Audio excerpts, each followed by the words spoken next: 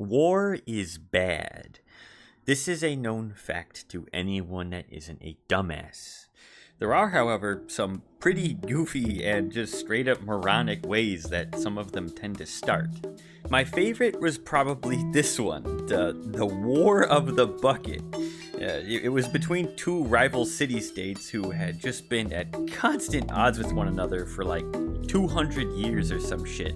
Until one day, one guy, one chauvinistic bastard from one of the rival city-states was like, "Hey, I stole one of your buckets out of your wells." And the other guys were like,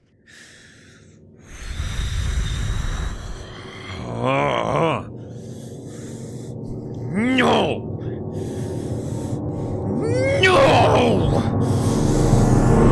Nobody touches our buckets." And that's just when all hell broke loose. A bunch of people died, all because of a bucket. Now, I'm gonna be honest here. Starting a war over a bucket is insane, sure, but it makes way more sense to me than what some of you stupid fucks fight over every time a new console exclusive comes out. Let's take a look at Spider-Man 2. Pretty fun game, at least I think so. Moving on. Jumping and swinging around New York City, fighting crime and beating the crap out of a bunch of bad guys, giving big bear hugs to random strangers I see on the street. This guy is my new best friend. Nobody else is allowed to be friends with this guy. Just me. I'm having a genuinely great time. So, out of curiosity, I check Twitter. And what do I see? Probably a very sophisticated dialogue about what people like and don't like about the game, right? It turns out that Mr. Wrong! It is all out fucking warfare out here right now. Both sides arguing over which game is better, Spider-Man or Starfield. What the fuck? These aren't even remotely close to being the same game. And yet, here you psychopaths are using them as benchmarks for which console is better. It's always the same bullet points they use too. Graphics, map size, playtime, and bugs.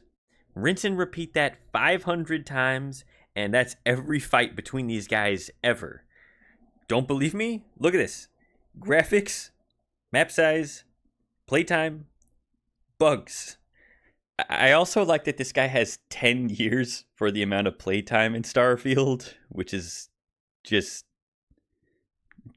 Come on, man. We all know that's not true.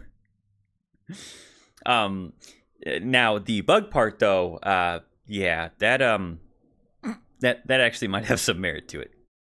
Spider-Man has definitely had a few bugs since I've played it, like this one.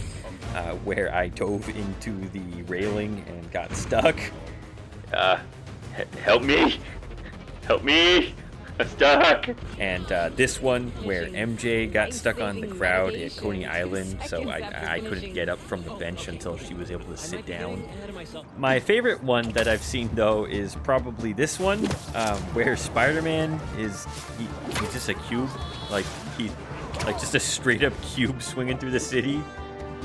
But to say amazing quality for this in comparison, get the fuck out of here. You lose all merit when you start describing quality with how an onion that is an actual item in a game looks better than whatever the hell fruit this is in a game where most of the time you spend is up here. PlayStation's better. Fuck off.